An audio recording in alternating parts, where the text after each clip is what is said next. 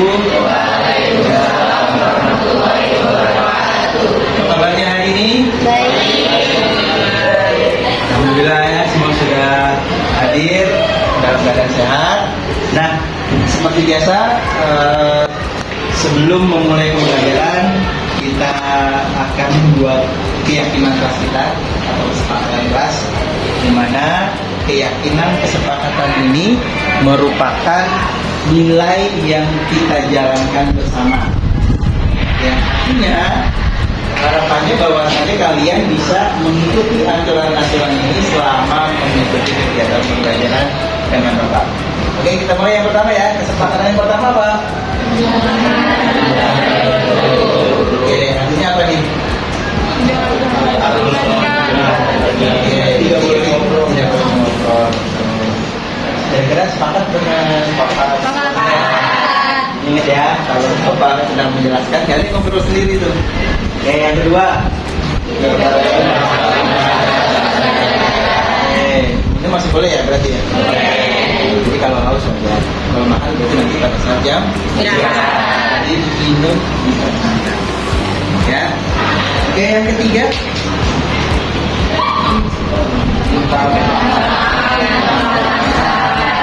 Oke, next. Teman-teman, kalau ini kejadiannya apa sih kira-kira? Ada yang iseng ya? Iya. Terus apa lagi? Berantem. Oh, berantem. Bagaimana berantem ya? Mempeting barang. Oh, mempeting barang tuh, lihat ya. Berarti nanti ada kesepakatan tuh, nggak boleh iseng ya? Oke, tidak. Ini harus kita tambahkan nih berarti nih. Ya, tidak boleh jatuh dong. Dan ketika ada salah, berarti kalau tidak ada salah meminta maaf. Sepakat dengan yang ini? Yang keempat. Tidak boleh ada yang suka melempar-melempar, ada yang suka tangannya nulis-nulis. Nah, coba lihat di mejanya bersih ya. Oh, alhamdulillah bersih. Ada yang suka iseng tuh mejanya digopek-gopek. Nah, itu juga nggak boleh tuh. Ya, jadi ingat, karena sekolah kita dibiayai oleh negara, ya kalian juga gratis kan? Ya, salah satu bentuk sumbangsi kalian berarti menjaga fasilitas sekolah dengan tidak merusak. Oke, lanjut.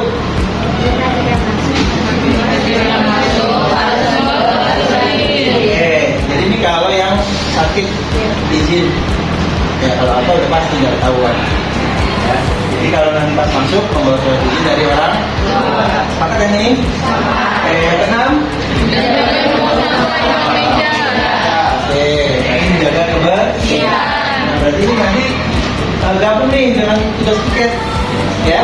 Jadi salah satu wujud teman-teman kalian berpartisipasi menjaga kelas dan tidak menyerahkan sepenuhnya kepada petugas tiket, berarti kalian menjaga kebersihan di meja masing-masing. Kan mengurangi tugas tiket. Ya. Oke, lanjut. Yang ketujuh. Tadi nyambung ya. Oke, ini dengan tugas tiket. Yang kedelapan. Oke, yang kesembilan. Oke, 10. Oke, kira-kira ada nggak yang belum Bapak masukkan nih? Dan kita tambahkan. Tidak boleh bermain HP. Oke, itu belum ya, bagus. Ya, saat ini Bapak tulis dulu. Ini ya, ya. Tidak boleh bermain HP. Nanti Bapak masukkan di situ ya. Ada lagi caranya? Tidak boleh menggunakan HP pada saat jam pelajaran. Ada lagi nggak? Oke, di sini belum ada ya? Oke, kita lihat dulu. Oh, berarti kita tambahkan nih kalimatnya. Kan mengerjakan PR dan tugas sekolah. Jadi kita tambahkan tepat waktu. Oke, terima kasih Izat. Berarti temennya di Pinupin. Izat. Oke, terima kasih ya Izat. Jadi di sini tepat waktu. Oke, ada lagi? Tidak terlambat. Tidak terlambat ada nggak ya? Tepat waktu ya berarti ya. Oke, jadi di nomor 5 nih kita tambahkan.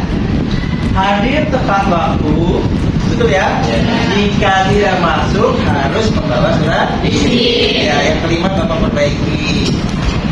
Baik, ada lagi hadir tepat waktu. Nanti kesepakatan ini akan kita pakai selama baik di pelajaran Bapak ataupun di pelajaran Bapak Ibu guru lain. Jadi kalau misalnya nanti dari Bapak Ibu belum membuat ini, kalian boleh menempelkan di sini, ya. Jadi nanti di pertemuan berikutnya wali sekretaris ya, berarti ya, sekretaris ini Bapak serahkan, kemudian dicetak, ditempel di tanda tangan wali kelas, ketua kelas, dan perwakilan dari siswa. Bisa dipahami ya? Jadi nanti ketika Bapak Ibu guru yang lain masuk, itu membaca juga kesepakatan kelas ini. Jadi kalau ada yang melanggar, berarti yang sudah disepakati kalian langgar sendiri gitu ya. Cukup? Cukup. Baik, kita bacakan lagi nih kesepakatan kita yang pertama. Bapak hanya membacakan yang sudah dirubah saja tadi ya. Oke, pertambahannya adalah mendengarkan penjelasan, oke, tidak boleh makan di kelas, meminta maaf jika melakukan kesalahan, dan tidak boleh hadir, tidak boleh merusak fasilitas yang ada, betul. Hadir tepat waktu, jika tidak maksud membawa surat izin.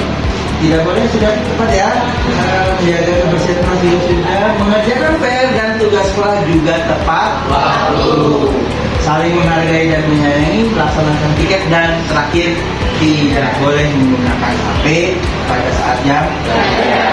Baik, itu sudah kita sepakati, Bapak akan share, kemudian nanti kita cetak, kita dendam. Itu saja terkait dengan kesepakatan kita hari ini. Bapak akhiri, kita lanjutkan dengan kegiatan pembelajaran berikutnya. Assalamualaikum warahmatullahi wabarakatuh. Waalaikumsalam warahmatullahi wabarakatuh.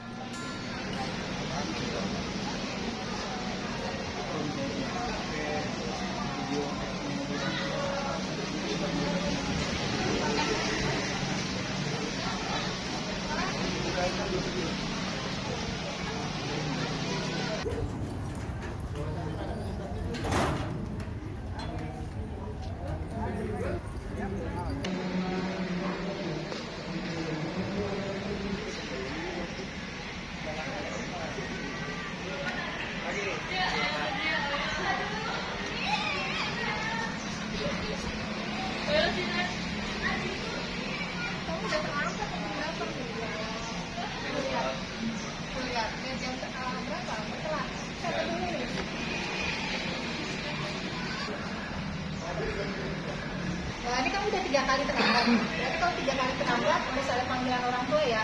Nanti saya konfirmasi ke wali kelas juga, ya. Biar orang tua harus tahu, ya. Jadi harus ada komunikasi dengan orang tua juga, ya.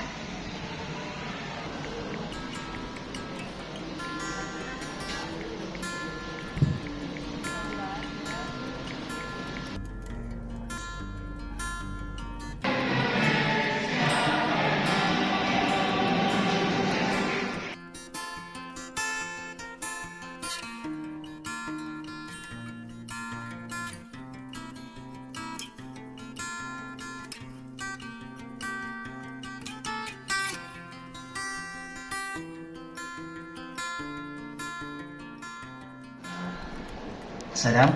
Iya Pak, Rumah Sadam di mana memang? di daerah Bangka Pak. Kira-kira berapa menit kalau dari rumah ke sekolah? Sekitar 15 menitan Pak. Terus kalau dari rumah berangkat naik apa? Motor pribadi Pak. Terus kalau dari rumah berangkatnya jam? Jam 6.15 Pak. Oke. Kalau Bapak lihat di sini memang setiap siswa pernah terlambat, ya, punya memiliki kesalahan, tetapi siswa yang paham akan aturan akan memperbaiki dirinya dan tidak mengulangi perbuatan salahnya. Nah, menurut Sadam, kenapa dalam 1 minggu ini sudah 3 kali terlambat? Ya Pak, saya selalu bangun kesiangan karena saya tidur selalu larut malam Pak. Sehingga paginya saya terburu-buru berangkat ke sekolah Pak. Loh, kok bisa tidur larut malam? Memangnya kalau malam aktivitas Sadam apa saja sih kok bisa sampai tengah malam tidurnya? Ya Pak, saya membantu orang tua saya dagang Pak malamnya. Dan itu tutup jam 11. Tutupnya? Iya. Oke, terus? Sehingga saya tidurnya kemalaman Pak. Ya, Bapak bisa memahami seperti itu. Jadi memang mulia ya kamu sebagai anak membantu orang tua kamu untuk menambah pemasukan penghasilan orang tua ya. Tapi kan Sadam juga harus tahu sebagai siswa ya juga punya tanggung jawab ya sebagai anak yang bisa bekerja keras yang nantinya pasti kamu akan itu ya apa istilahnya menjalankan peran anak membantu orang tua yaitu merupakan sebuah hal yang mulia. Tapi ingat bahwa kita punya kesepakatan di kelas ya dengan teman-teman bahwasanya kita harus tetap disiplin, tidak boleh telat, mengerjakan tugas tepat pada waktunya ya. Baik Pak, saya akan coba dan tidak akan mengulangi lagi Pak. Nah, kira-kira bisa nggak Sadam lakukan hal yang bisa tetap membantu orang tua tapi tidak terlambat ke sekolah? Ya Pak, saya akan langsung beristirahat setelah membantu orang tua. Dan saya akan memasang alarm saat sebelum tidur agar tidak kesiangan lagi Pak. Oke, jadi itu ya solusi yang kita bisa ambil sama-sama. Sadam sebagai anak tetap menjalankan perannya membantu orang tua ya, dan juga menjalankan sebagai siswa dengan selalu tepat hadir waktu di sekolah sesuai dengan kesepakatan kita. Baik, terima kasih Sadam sudah bersama-sama kita ada di pagi hari ini. Silahkan dibuat surat pernyataan bahwa Sadam tidak akan mengulangi kembali. Nanti surat ini bisa ditandatangani oleh orang tua ya, dan Sadam bisa di sini ya menandatangani bahwa kami tidak akan mengulangi lagi. Pesan Bapak jangan diulangi lagi. Baik Pak, terima kasih atas bimbingannya Pak. Ya, sama-sama. Assalamualaikum Sadam. Tanggapan mengenai bimbingan ini, saya selama ini membantu kedua orang tua untuk membereskan dagangan sampai tutup jam 11 malam. Karena inisiatif saya, setelah bimbingan ini saya akan berusaha membagi waktu dan lekas istirahat agar keesokan harinya saya tidak terlambat lagi. Guru saya memberikan solusi dan saya menyetujuinya. Karena sama-sama merupakan tanggung jawab saya sebagai anak di rumah dan tanggung jawab saya di sekolah sebagai murid.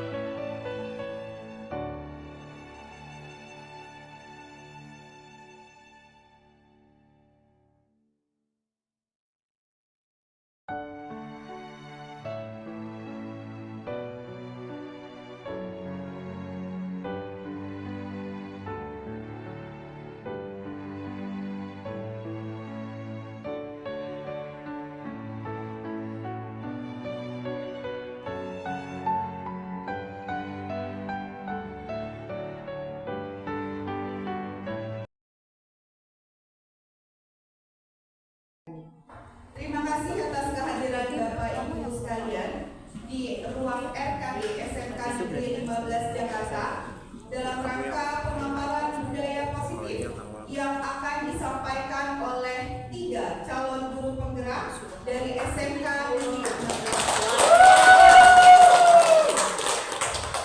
Sebelumnya saya perkenalkan, untuk acara hari ini adalah diskusi budaya positif yang akan dipandu oleh Bapak Ahmad Jamhari MPD yang akan mengenalkan kita tentang restitusi dan 5 posisi kontrol. Lalu yang kedua oleh Ibu Sri Purwanti Esko yang akan berdiskusi bersama mengenai keyakinan kelas dan kebutuhan dasar manusia dan dunia yang berkualitas.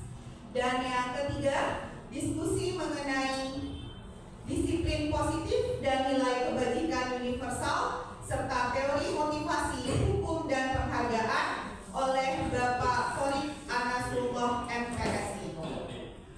Baiklah Bapak Ibu, marilah sebelum kita mulai acara kita pada siang hari ini, marilah sama-sama kita membaca basmalah.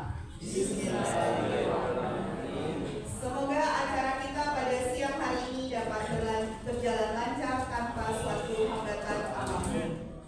Bapak Ibu sekalian, sebelumnya saya perkenalkan dengan program guru penggerak. Program guru penggerak yang diperakasai oleh Kementerian Pendidikan dan Kebudayaan untuk angkatan Pak Torik, Bu Pur, dan Pak Jam, itu mereka adalah di angkatan 9.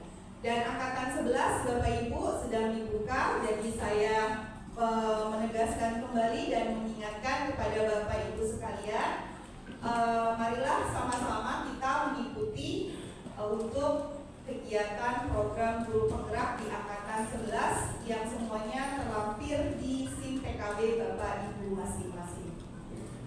Baiklah Bapak Ibu sekalian, sebelumnya marilah sama-sama kita akan mendengarkan sambutan yang akan disampaikan oleh Ibu Ika Mustika MPD. Kepada Ibu Ika, kami silakan.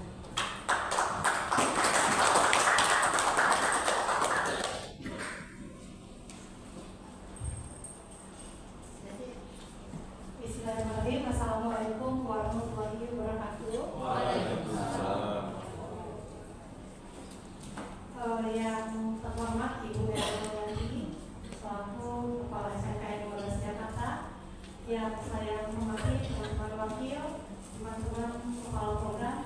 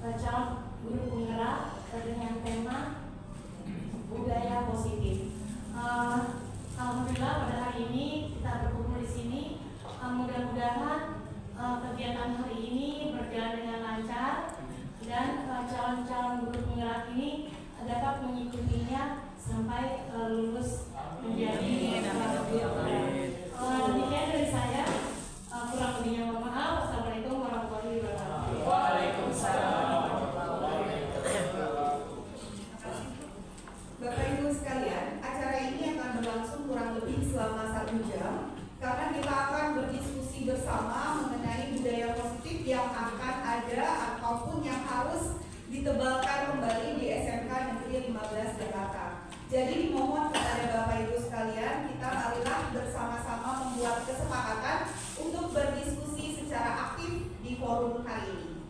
Setuju ya Bapak Ibu? Sepakat, setuju. Baik Bapak Ibu sekalian, marilah kita dengarkan yang pertama pemaparan materi dan diskusi bersama oleh Bapak Torik Anasrullah MPSI mengenai disiplin positif dan nilai kebajikan universal, teori motivasi, dan hukum dan penghargaan. Kepada yang terhormat Bapak Torik, kami silakan. Bapak Ibu sekalian, acara ini akan berlangsung kurang lebih selama 1 jam karena kita akan berdiskusi bersama mengenai budaya positif yang akan ada ataupun yang harus ditebalkan kembali di SMK Negeri 15 Jakarta. Jadi dimohon kepada Bapak Ibu sekalian, kita marilah bersama-sama membuat kesepakatan untuk berdiskusi secara aktif di forum hari ini. Setuju ya Bapak Ibu? Sepakat, setuju. Baik Bapak Ibu sekalian, marilah kita dengarkan yang pertama pemaparan materi dan diskusi bersama oleh Bapak Torik Anasrullah MPSI mengenai disiplin positif dan nilai kebajikan universal, teori motivasi, dan hukum dan penghargaan. Pada yang terhormat Bapak Torik, kami silakan.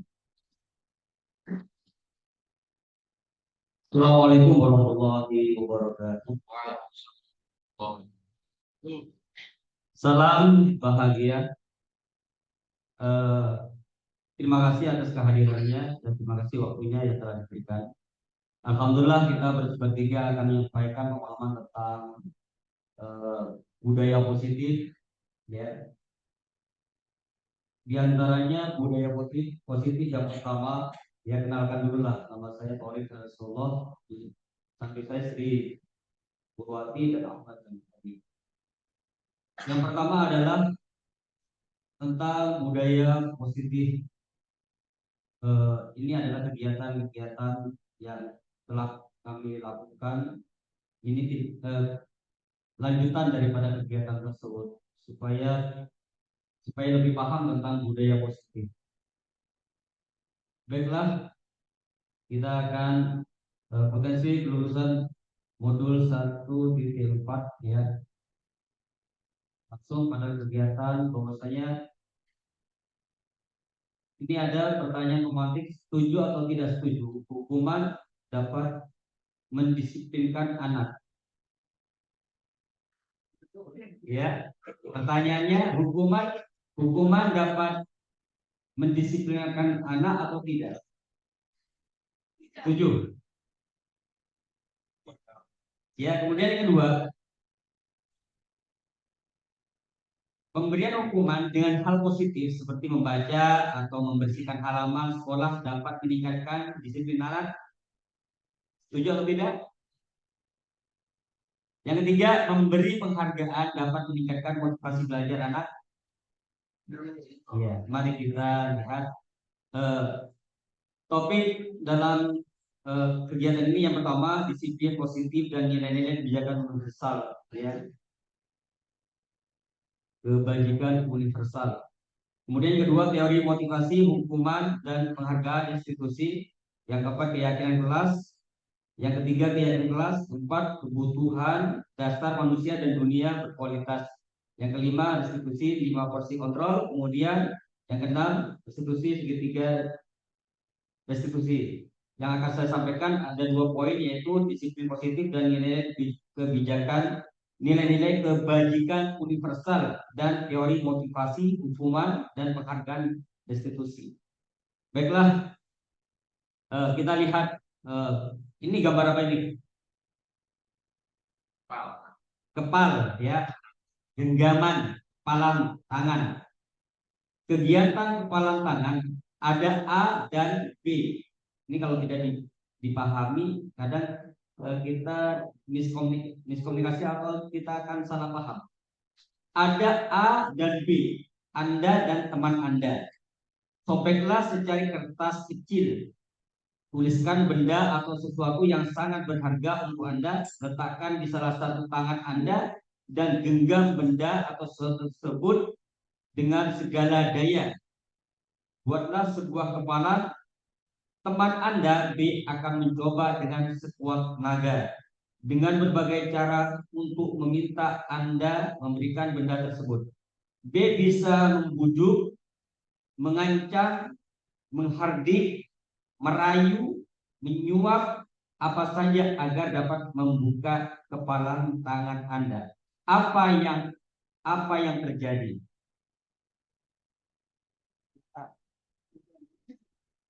Apa yang terjadi? Ada yang bisa menjawab apa yang akan terjadi atau bisa mengasih tanggapan? Jika nih yang terakhir nih, teman Anda B akan mencoba dengan sekuat tenaga, ya. Pasti kalau dia mampu merayu atau mengasih pasti terbuka dengan sendiri, tergantung daripada motivasi apa yang diberikan kepada si A, ya. Motivasi apa yang diberikan? Apakah rayuan apakah dengan paksaan dan sebagainya. Ini hal-hal yang bisa dilakukan oleh si B untuk si A supaya tangannya terbuka. Ya, kita lanjut. Kalau ada yang mau memberikan tanggapan, silakan Pak. Coba saya tanggapi. Ya, dengan pemahaman Bapak Ibu, silakan kalau ada yang mau disampaikan. Lanjut ya. Kemudian perubahan paradigma teori kontrol atau teori pilihan ilustrasi. Ya, ilusi guru mengontrol murid. Ilusi bahwa kritik dan membuat orang merasa bersalah dapat menguatkan karakter. Kemudian ilusi bahwa semua penguatan positif, efektif, dan bermanfaat. Yang keempat, ilusi bahwa orang dewasa memiliki hak untuk memaksa. Nih, ya, ya. Kemudian nih perubahan paradigma, stimulus, respon, teori kontrol atau teori pilihan. Siapa sesungguhnya yang memiliki kontrol? Kalau teori kontrol pilihan, kita berusaha memahami pandangan orang lain tentang dunia, ya. Kemudian semua perilaku memiliki tujuan. Yang ketiga, hanya Anda yang bisa mengontrol diri Anda. Yang keempat, Anda tidak bisa mengontrol orang lain. Yang kelima, kolaborasi dan konsensus menciptakan pilihan baru. Yang ketujuh, model berpikir menang-menang. Inilah teori kontrol atau pilihan. Apakah makna disiplin? Kita akan masuk kepada materi apakah makna disiplin. Ada yang tahu makna disiplin? Iya, silakan.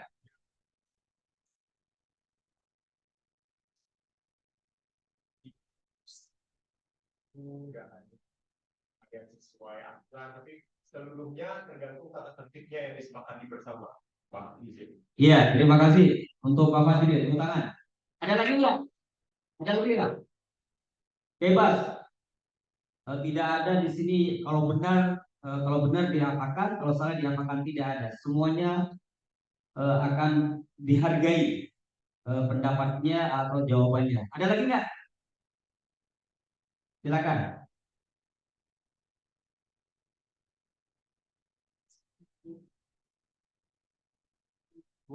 Buat secara bersama. Iya, tepuk tangan untuk Ibu Nurmala. Terima kasih. Masih ada lagi yang ingin coba yang tertantang dengan pertanyaan tersebut? Baiklah, ya, coba kita lihat teorinya. Ada semacam pergeseran makna disiplin, ya, itu yang terjadi di Indonesia, ya. Apakah makna disiplin? Disiplin itu berasal dari bahasa Latin disiplina, ya, yang artinya belajar, ya. Jadi kalau penerapannya sangat jauh sekali, ya. Artinya adalah belajar. Makna asal dari kata ini berkonotasi dengan disiplin diri dari murid-murid Sokrates dan Plato. Disiplin diri membuat orang menggali potensinya menuju sebuah tujuan apa yang dia hargai. Namun dalam budaya kita, makna kata disiplin telah berubah menjadi sesuatu yang dilakukan seseorang pada orang lain untuk mendapatkan kepatuhan. Ini pergeseran makna yang sedang dicermati. Kecenderungan umum adalah menghubungkan kata disiplin dengan ketidaknyamanan, bukan dengan apa yang kita hargai atau mencapai suatu tujuan mulia. Ini ya, kayaknya kalau kita sebagai pegawai kena kena hukuman disiplin kayaknya serem banget, takut banget. Sebenarnya itu adalah belajar ya, sebuah belajar. Sebenarnya tidak harus ditakuti, kalau di Indonesia ditakuti kena hukuman seperti itu. Ya, inilah pergeseran makna daripada disiplin.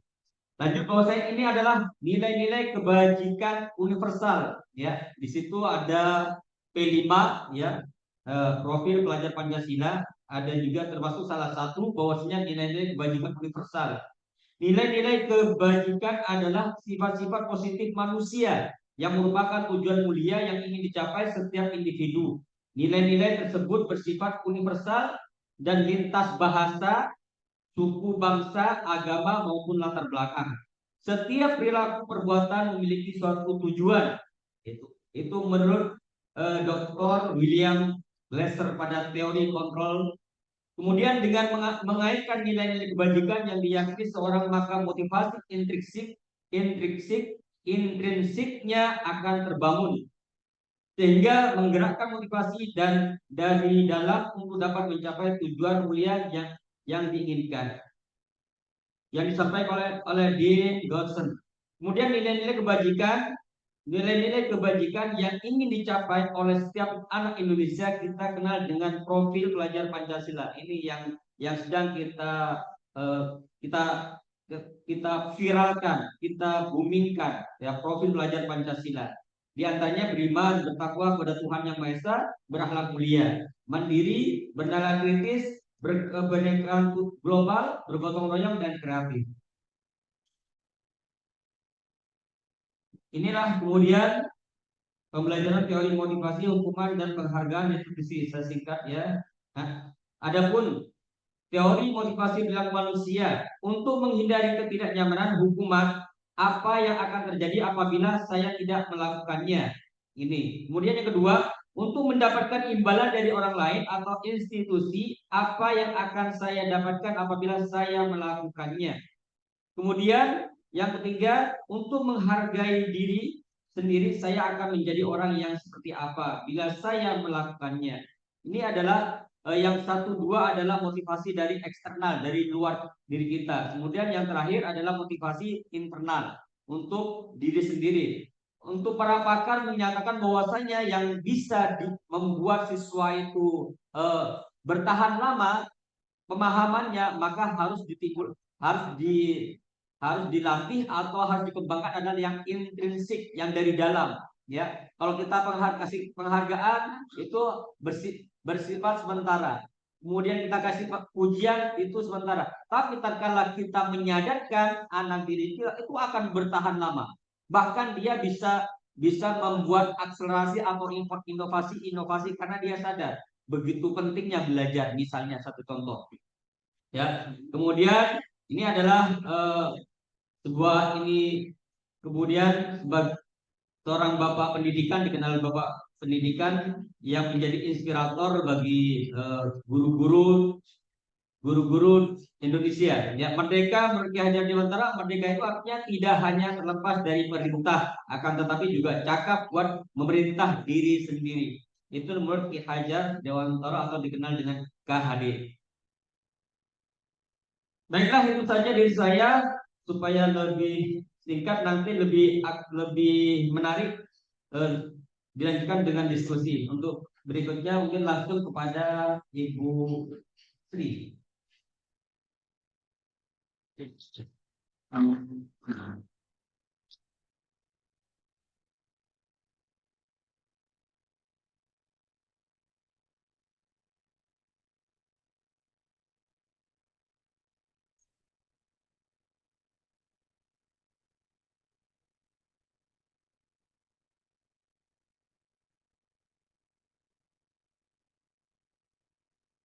Mohon izin Bapak Ibu, saya ingin menyampaikan sedikit materi tentang budaya positif, khususnya tentang keyakinan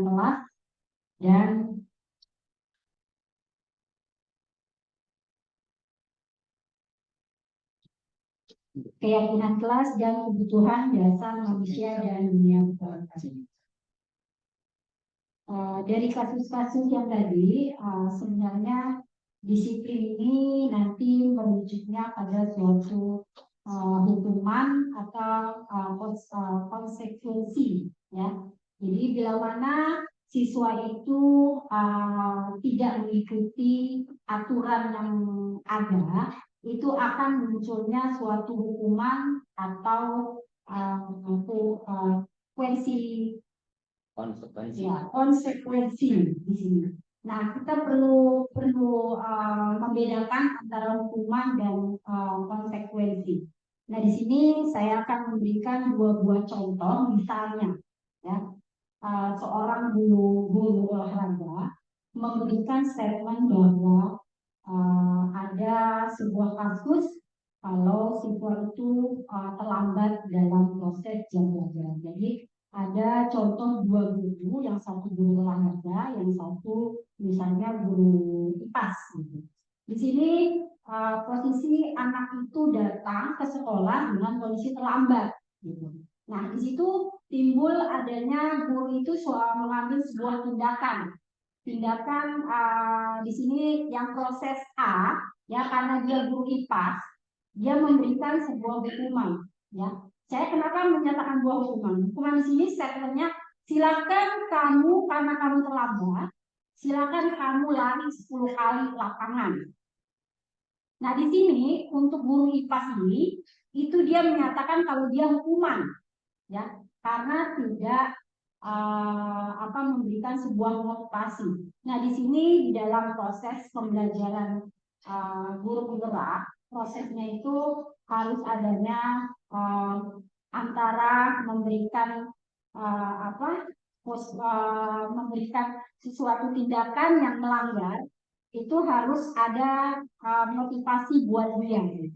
Nah, di guru IPAS ini kan posisinya dia ya, kalau kita menghukum anak dengan posisi 10 kali putaran, sementara dia guru IPAS itu menyatakan dia hukuman. Tetapi kalau guru olahraga, ya, memberikan hukuman, misalnya kamu, karena kamu terlambat, silakan kamu putar 10 kali lari, ya, lari di lapangan 10 kali. Nah, di sini itu maksudnya menjadi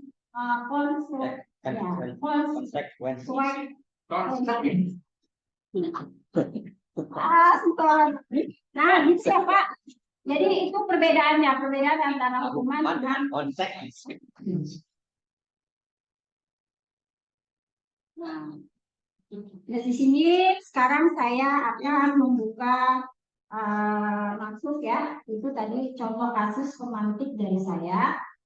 Di sini kita masuk ke dalam keyakinan kelas. Sebenarnya keyakinan kelas ini itu udah pasti guru secara lisan itu sewaktu kita masuk kelas itu sudah menentukan keyakinan kelas. Keyakinan kelas di sini adalah sebuah kesepakatan, ya, kesepakatan antara guru dan murid dalam proses pembelajaran misalnya di kelas, ya.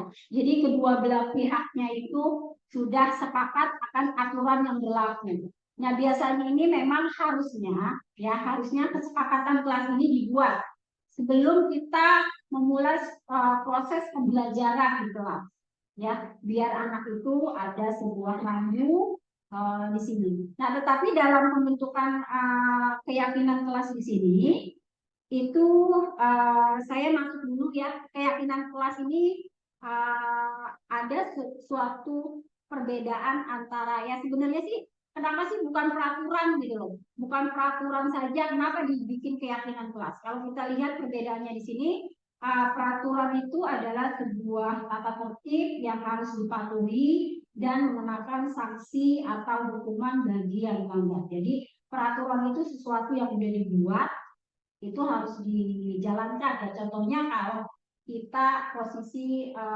murid baru masuk di SMK 15 ini kan kemarin kita sudah mensosialisasikan tata tertib yang sudah ada. Nah, itu adalah peraturan, gitu. Nah, sementara kalau keyakinan kelas di sini merupakan nilai-nilai yang disetujui serta disepakati oleh seluruh pihak dalam kelompok tertentu.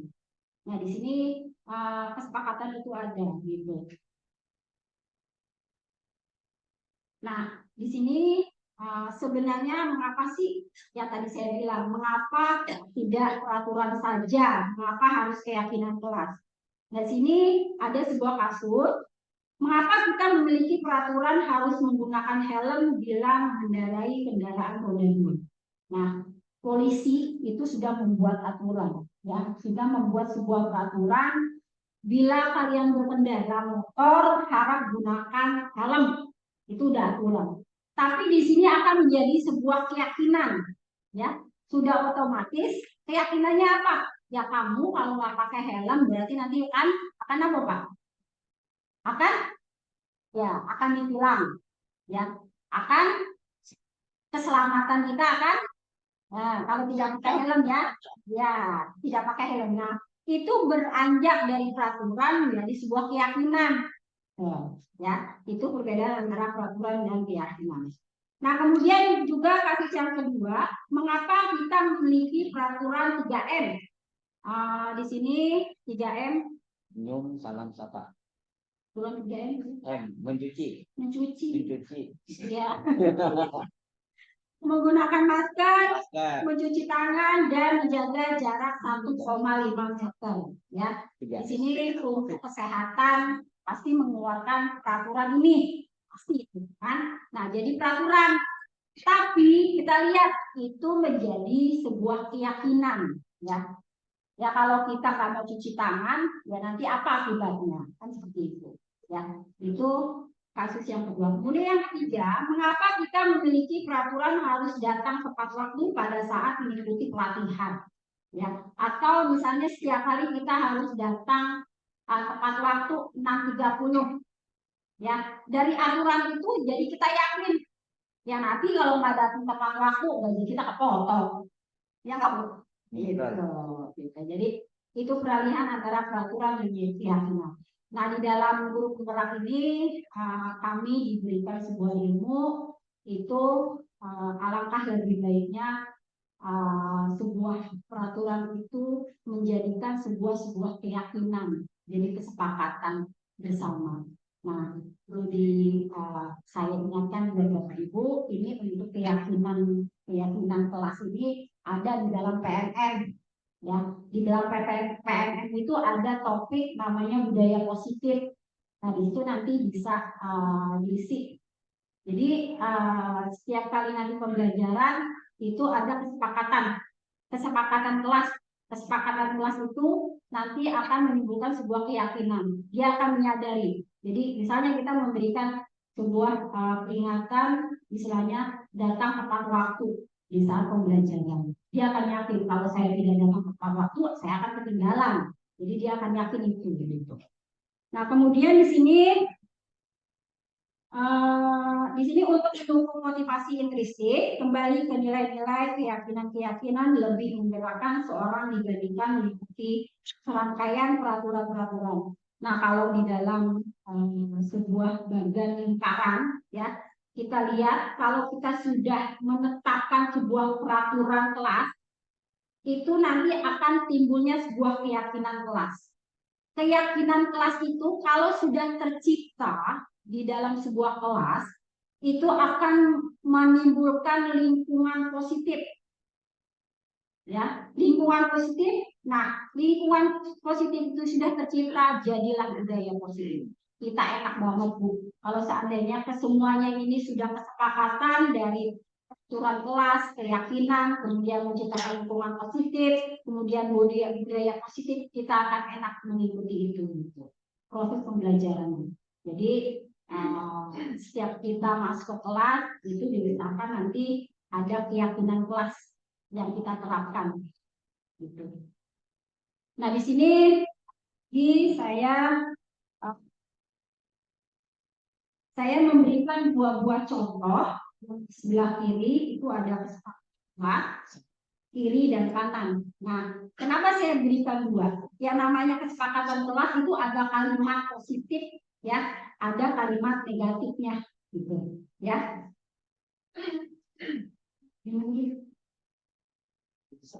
Nah, di antara Kelihatan. Nah, di sini. Jadi antara kedua ini, dari kedua contoh ini kira-kira yang mana nih Pak? Kesepakatan kelas yang kira-kira kalimatnya bagus antara kiri dan kanan. Sama-sama kesepakatan kelas. Ya, sama-sama kesepakatan kelas di sini, tapi kita lebih memilih yang mana? Kan tadi dibilang, yang namanya kesepakatan kelas itu adalah persetujuan kedua belah pihak. Jadi bukan hanya siswa saja, tapi di sini murid juga. Jadi yang mana? Keyakinan. Yang? Keyakinan yang kanan. Iya. Hah? Keyakinan yang kanan. Jadi Keyakinan ya? sebelah kanan. Keyakinan ya? Kanan. Kalau yang ini, Aturan. itu ya. Jadi itu prosesnya itu. Kemudian, nah di sini kegiatan pendalaman keyakinan kelas itu ada tabel T dan Y. Yang mana di sini T dan Y ini terbagi menjadi hormat, bekerja, dan diterima, dimiliki. Nah, di sini keterangan dari hormat, kami meyakini bahwa sangat penting untuk menghormati semua orang dan jangan dihormati. Kemudian di sini bekerja, kami meyakini bahwa sangat penting untuk mengerjakan segala pekerjaan atau mengikuti kegiatan yang telah dibebaskan. Kemudian diterima dan memiliki, kami meyakini bahwa sangat penting untuk merasa diterima pada suatu kelompok dan saling peduli satu dengan yang lain. Dan ini kegiatan pendalaman keyakinan kelas yang tadi pada intinya kegiatannya itu di awal kita kesepakatan dengan siswa untuk membuat sebuah keyakinan kelas. Keyakinan kelas itu ya berupa kesepakatan kelas itu sendiri tadi.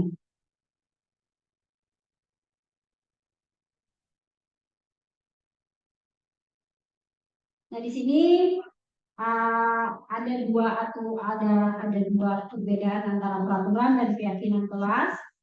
Jadi misalnya saja sebuah contoh, satu selalu kembalikan buku ke tempatnya. Ini sebuah peraturan, ya. Kemudian keyakinan kelasnya dia harus bertanggung jawab. Kemudian ada lagi dilarang mengganggu orang lain. Nah, keyakinan kelasnya adalah menghormati orang lain, gitu. Kemudian ada lagi hadir di sekolah 15 menit sebelum pembelajaran dimulai. Keyakinan kelasnya adalah menghormati orang lain dan berkomitmen. Kemudian di sini ada lagi dilarang melakukan kekerasan. Itu keyakinannya adalah untuk keselamatan, menghormati orang lain. Kemudian di sini ada lagi dilarang menggunakan narkoba. Ini keyakinan kelasnya adalah untuk kesehatan. Kemudian di sini ada lagi bergantian atau menunggu giliran. Berarti keyakinan kelasnya adalah menghormati orang lain dan bersabar. Kemudian peraturan di sini gunakan masker. Keyakinan kelasnya adalah kesehatan dan keselamatan. Kemudian ada lagi jangan berlari di kelas atau koridor. Ini untuk keselamatan dan keamanan. Kemudian di sini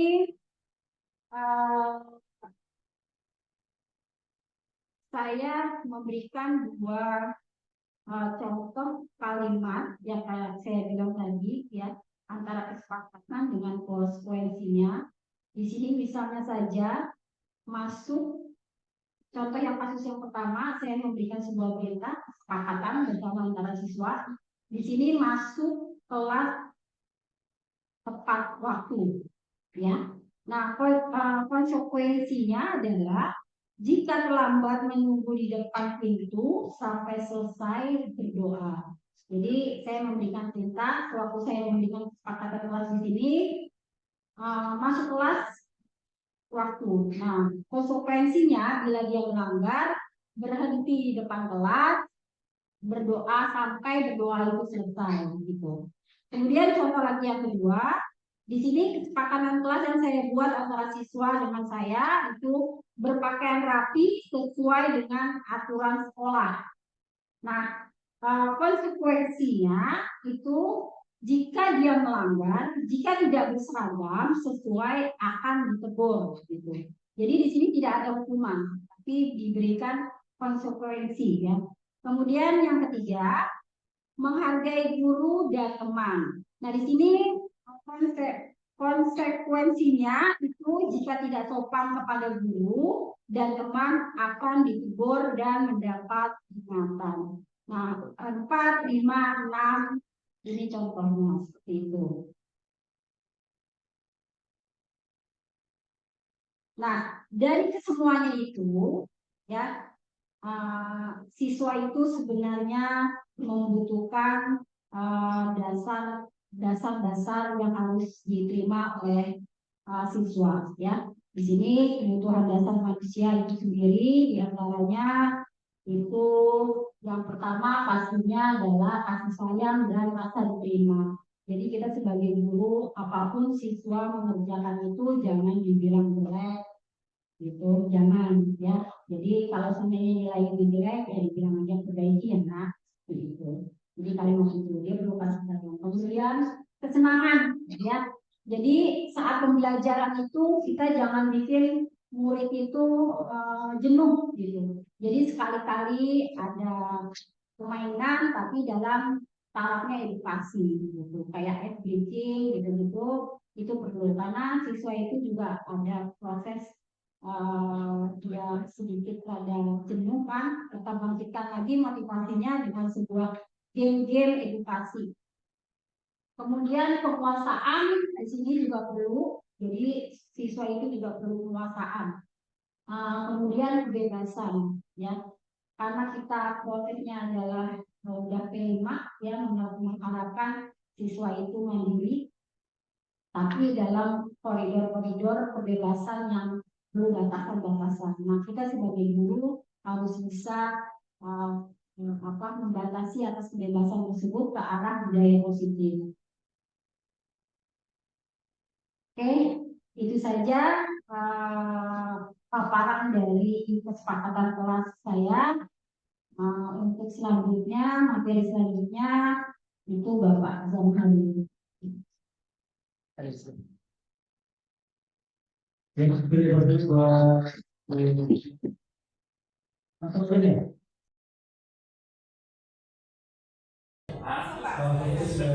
Assalamualaikum warahmatullahi wabarakatuh.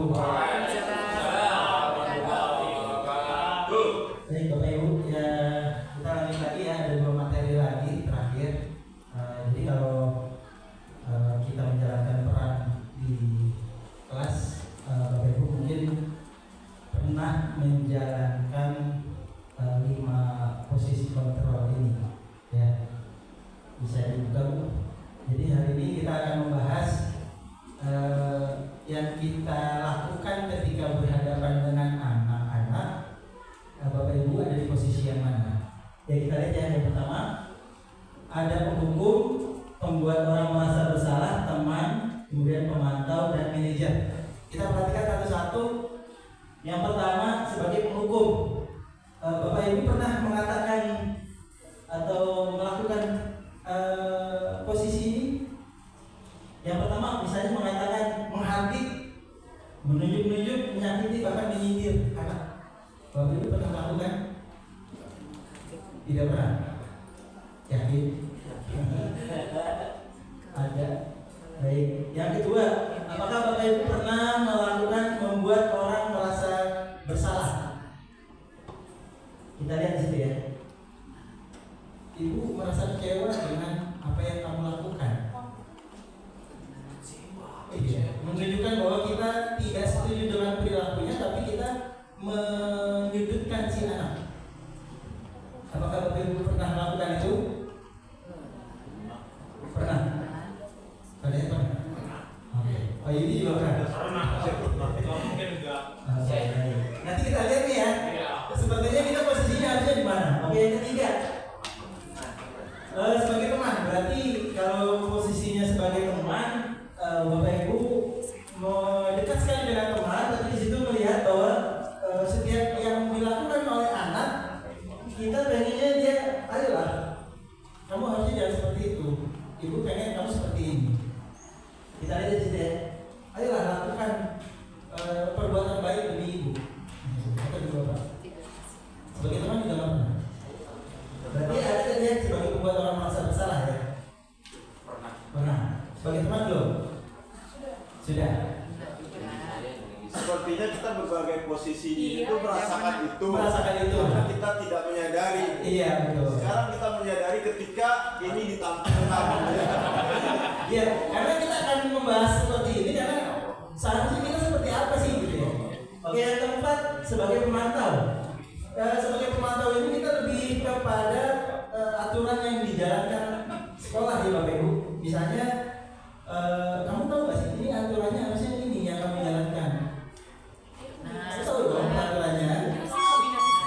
Oke, berarti pernah menjalankan semua. Ya. Oke, yang terakhir manajer.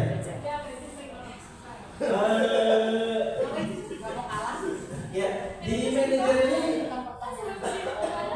kita lebih menyadarkan si anak ya terhadap nilai-nilai dan kita meminta anak untuk bisa menentukan perbaikan sendiri.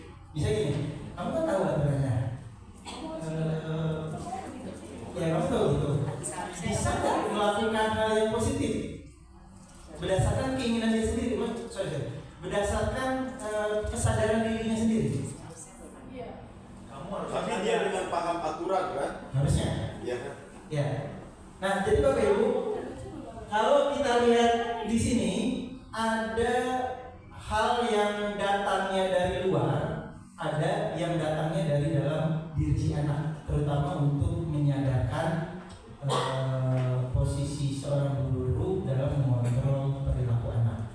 Baik, kita lihat ya.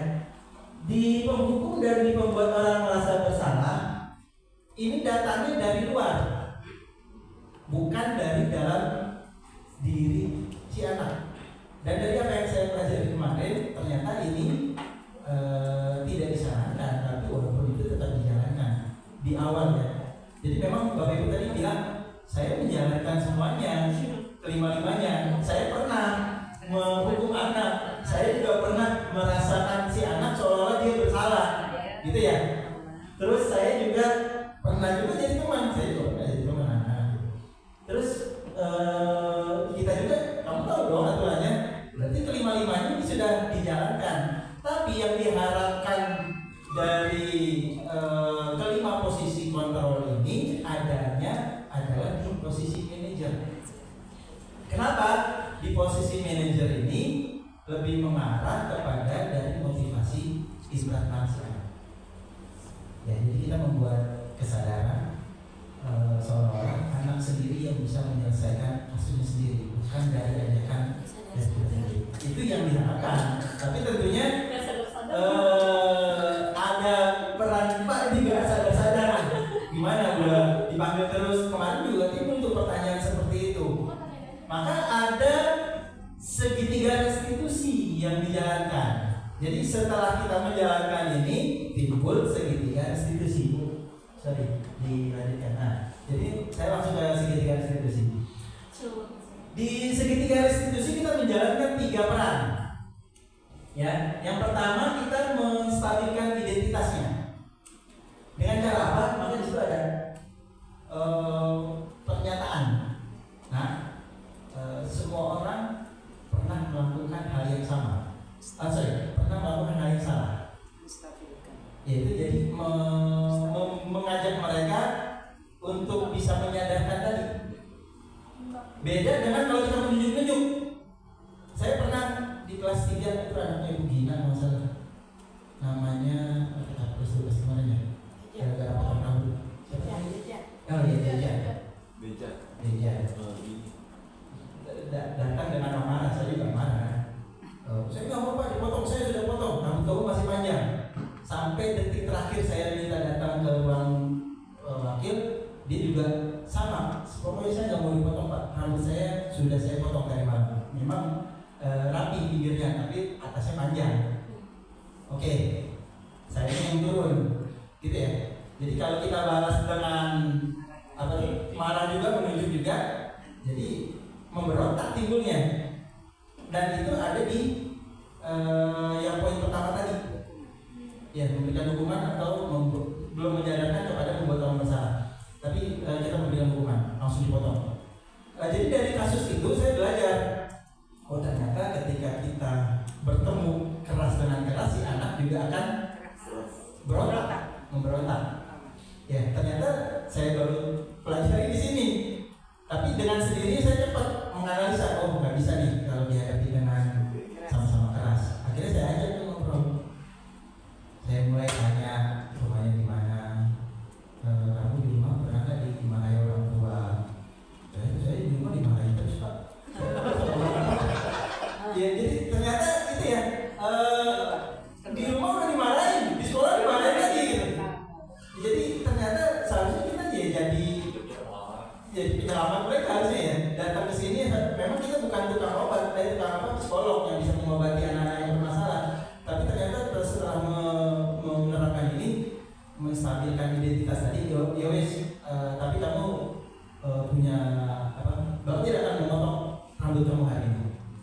Saya paham. Tapi Bapak ingatkan satu.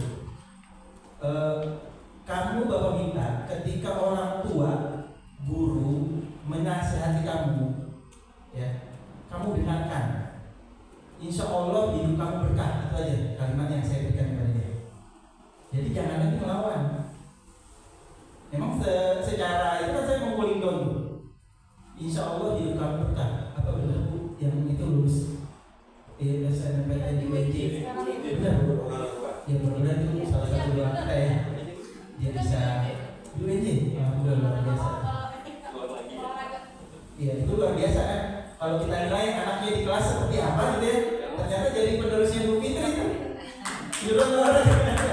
Nggak kita juga anaknya yang luar biasa ketika melawan dengan kita dia keras juga. Tapi setelah dari itu dengan saya, alhamdulillah yang tadinya nggak pernah mengos-mengos dengan saya, walaupun itu ya beda, saya nggak pernah mengajar. Dari kasus itu saya belajar bahwasanya ketika kita berhadapan dengan anak keras sama keras, ya prosesnya dia pasti akan berontak.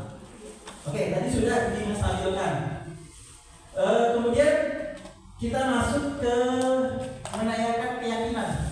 Jadi keyakinan tadi yang sudah dibuat Bu Sri, kita kan punya aturan nih, kita katakan lagi, kita sudah punya kesepakatan kelas. Keyakinan kita sudah kita buat bersama-sama. Ya, apa yang dilanggar, kita menyadarkan posisi yang seharusnya seperti apa yang sudah kita buat. Nah, jadi di sini kita menanyakan keyakinan lagi, keyakinan kita yang kita sudah buat di sudah masing-masing. Dan terakhir validasi kebutuhan. Ya, jadi di sini kita tanyakan alasannya mengapa anak melakukan perbuatan tersebut. Ya, kita tanya kira-kira apakah karena kurang kasih sayang tadi di rumahnya, ya apakah tadi kembali seperti itu gimana anak mau belajar, kebutuhan hidup utamanya aja dia dari pagi belum makan, lapar, ngantuk, tidur di kelas, ya bisa jadi karena itu dia nggak dikasih ongkos. Kalau kita tanya kamu udah makan belum, kenapa ngantuk, ya itu tadi karena kebutuhan dasarnya belum terpenuhi. Bisa jadi dari pagi belum makan, lapar, nggak konsentrasi dalam belajar. Ya jadi kita harus pahami bahwasanya kenapa dia melakukan pelanggaran, kita harus tahu tentang itu. Jadi ini dua yang dibahas kemarin di 5 posisi kontrol. Kita memang disarankan ke arah posisi manajer, yaitu bagaimana anak timbul motivasi internal untuk menyadarkan dirinya sendiri untuk berperilaku baik, dan kita menerapkan segitiga restitusi ini dalam menghadapi kasus-kasus yang dihadapi oleh si anak. Lalu pertanyaannya, tadi Bu Putri bilang udah sering Pak, berulang lagi, berarti ada yang salah di dalam penerapan segitiga restitusinya. Ya bisa jadi segitiga restitusi itu tidak kita terapkan kepada si anak. Ya bisa jadi dia punya masalah di rumahnya. Kita undang orang tuanya, kita terapkan segitiga restitusi di situ. Dan terakhir next keluarga. Nah, intervensi 30 detik ini yang terakhir. Jadi di intervensi 30 detik ini untuk mengulas kembali ketika kita jadi tidak perlu melakukan segitiga restitusi secara terus-menerus. Ya ketika ketika si anak sudah dipanggil, kita cukup melakukan intervensi 30 detik, dimulai dari ketika anak melakukan kesalahan. Kalau kita kan sudah cukup, kita sudah bahas. Ya, dari kesepakatan kemarin mau bisa ingin berbuat lebih baik lagi tidak? Ya, mungkin ini sulit bagi kita, tapi disarankan untuk melakukan seperti ini. Jadi jangan sampai ada yang terlewat. Ya, 5 posisi kontrol tadi kita tidak disarankan untuk menyalahkan, menghukum. Kita juga tidak disarankan sebagai boleh sebagai teman, sebagai pemantau, tapi itu datangnya ketika anak sadar, bukan dari intrinsik mereka, dari dalam diri mereka, tapi kita mengarah kepada sebagai manajer. Mungkin itu saja pemaparan saya. Mohon maaf jika ada kekurangan, saya kiri waktu itu. Ya, assalamualaikum warahmatullahi wabarakatuh. Aplausnya mana teman-teman sekalian? Tadi dalam pemaparan materi-materi mengenai budaya positif, sebenarnya buat apa sih mereka ada di depan untuk memaparkan materi-materi tersebut? Yang pasti satu, mereka sudah menyelesaikan satu modul, ya. Satu modul ya Kak, Bu? Iya. Ini adalah bentuk aksi nyata yang harus mereka lakukan. Jadi nanti mereka akan melaksanakan atau mereka akan menghabiskan pelajaran 4 modul, berarti nanti ada 4 aksi nyata yang akan mereka lakukan. Semangat ya Bapak Ibu. Oke, Bapak Ibu sekalian, budaya positif ini mereka harus mengimbaskan kepada Bapak Ibu sekalian demi terciptanya tujuan pendidikan nasional. Mungkin dari tadi yang diomongin Pak Torik mengenai nilai kebijakan universal. Banyak ya kata-kata baru yang kita temui ya. Lalu ada restitusi, lalu ada hukuman, ada penghargaan, lalu ada nilai dan peran sebagai guru, seperti itu.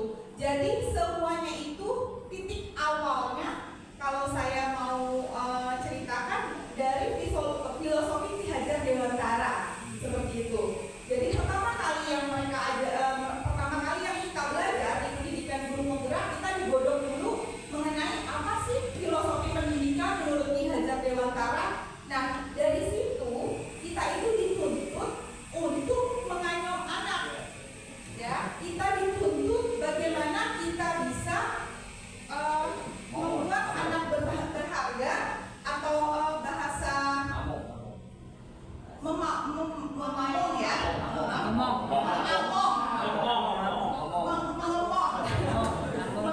siswa-siswi kita, atau bahasa di penggerak bahasanya itu harus menghamba. Nah, bagaimana kita nih sebagai si guru, kita tuh harus menghamba pada anak murid kita agar value yang ada di anak murid kita tuh bisa terbuka. Jadi kita tuh hanya mengoles Bapak Ibu, ya, tidak mengajarkan, tapi mengoles dari apa yang mereka punya. Kita mengarahkan. Nah, itu adalah tujuan dari kurikulum merdeka. Nah, seperti kalau misalnya dilihat dari yang Pak Torik jelaskan, nilai kebajikan universal, lalu di Bupur kita ada hukuman, ya kan? Hukuman itu sebenarnya dibagi jadi 2 Bapak Ibu. Bapak Ibu mau menjalankan hukuman atau menjalankan restitusi? Tadi sudah dijelaskan di Bupur kalau misalnya hukuman itu ya memang harus wajib dilakukan. Tapi restitusi yang dijelaskan oleh Pak Tori, restitusi itu bagaimana kita bisa menggali si anak tersebut melakukan kesalahan, tapi anak tersebut pula yang harus melakukan perbaikan. Seperti itu. Jadi itu adalah tujuan dari restitusi. Kita itu hanya mengarahkan saja Bapak Ibu, tidak memberikan solusi, tidak memberikan hukuman. Jadi yang seperti ini, yang nilai-nilai value yang seperti ini yang memang harus dibutuhkan untuk pendidikan yang ada di Indonesia. Kita mulai dari hal terkecil dulu. Kita harus membiasakan budaya positif itu berlaku di SMK Negeri 15 Jakarta. Setuju ya Bapak Ibu? Setuju. Sekarang dari sini, tadi dari Bupur ada kesepakatan kelas. Nah, pastinya tentu saja Bapak Ibu yang jadi wali kelas nih ada di kesepakatan kelasnya. Ada nggak? Ada. Harus Bapak Ibu harus disepakati di awal semester. Kalau keyakinan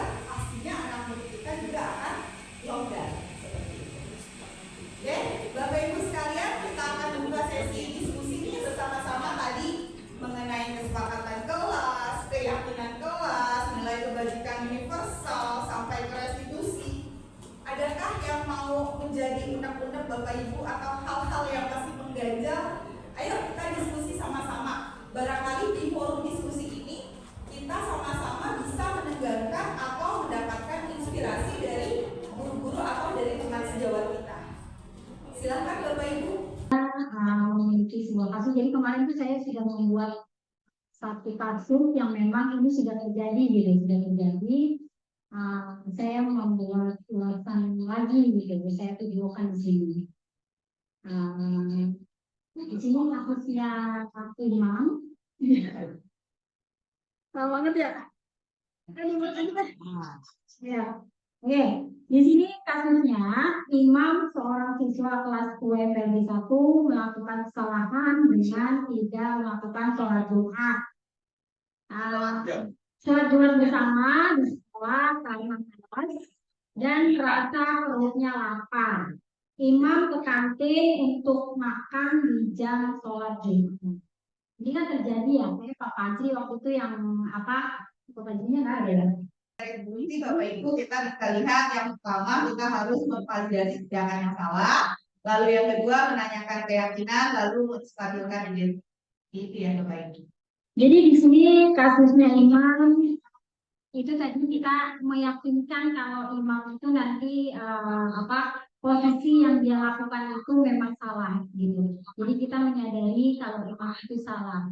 Dan dia mengetahui kalau menyadari Imam itu salah. Nah, kita memberikan pertanyaan kepada dia, apa yang harus kamu lakukan setelah kamu menyadari kesalahan tersebut, apa yang kamu harus lakukan gitu. Jadi di sini dia memperbaiki akan kesalahannya dan dia juga menyadari kalau itu istilahnya melanggar sebuah aturan yang ada gitu. Ayo tanya jawab, udah tanya jawab, ada yang ditanya. Saya segitiga itu. Oh yang Nah, ini dari kasusnya Imam. Kalau dia tidak mengikuti sholat Jumat, lalu dipanggillah, ada laporan kalau Imam tidak mengikuti sholat Jumat, dan dipanggil oleh Mupur selaku wali kelas. Nah, pada saat coaching, kita yang menyebutnya sebagai coachingnya Mupur, coaching kepada Imam, Imam itu ditanyakan dulu alasan kenapa dia tidak ikut sholat Jumat. Itu kita namakan sebagai identitas. Lalu setelahnya Imam akan menjawab alasan dia tidak mengikuti sholat Jumat. Lalu Guru juga menanyakan mengenai keyakinan kelas. Nah, seperti ini Bapak Ibu sekalian. Sebenarnya lalu setelahnya Imam akan diberi apa yang akan kamu lakukan, tindakan apa yang akan kamu lakukan untuk memperbaiki tadi bolos tidak mengikuti sholat Jumat. Dari imamnya sendiri yang berjanji itu juga tidak restitusi. Jadi buku ini hanya memberi stimulus kepada imam bahwa dia sendiri yang harus melakukan perubahannya. Bukan hukuman ya Bapak Ibu ya. Jadi hukuman itu memang harus dihindari. Baik itu hukuman fisik maupun verbal. Sudah tidak ada lagi Bapak Ibu untuk bentuk hukuman yang ada atau yang kita gunakan di dalam dunia pendidikan. Yang ada itu hanya segitiga restitusi. Bagaimana si anak atau si pembuat anak tersebut melakukan kesalahan, tapi itulah yang harus melakukan perbaikan. Seperti itu. Jadi itu adalah tujuan dari restitusi. Coaching kepada imam. Imam itu ditanyakan dulu alasan kenapa dia tidak ikut sholat Jumat. Itu kita namakan sebagai identitas. Lalu setelahnya imam akan menjawab alasan dia tidak mengikuti sholat Jumat. Lalu Guru juga menanyakan mengenai keyakinan kelas. Nah, seperti ini Bapak Ibu sekalian. Tindakan apa yang akan kamu lakukan untuk memperbaiki tadi bolos tidak mengikuti sholat Jumat. Dari imamnya sendiri yang berjanji itu juga tidak restitusi. Jadi buku ini hanya memberi stimulus kepada imam bahwa dia sendiri yang harus melakukan perubahannya. Bukan hukuman ya Bapak Ibu ya. Jadi hukuman itu memang harus dihindari. Baik itu hukuman fisik maupun verbal. Sudah tidak ada lagi Bapak Ibu untuk bentuk hukuman yang ada atau yang kita gunakan di dalam dunia pendidikan. CGP, SMK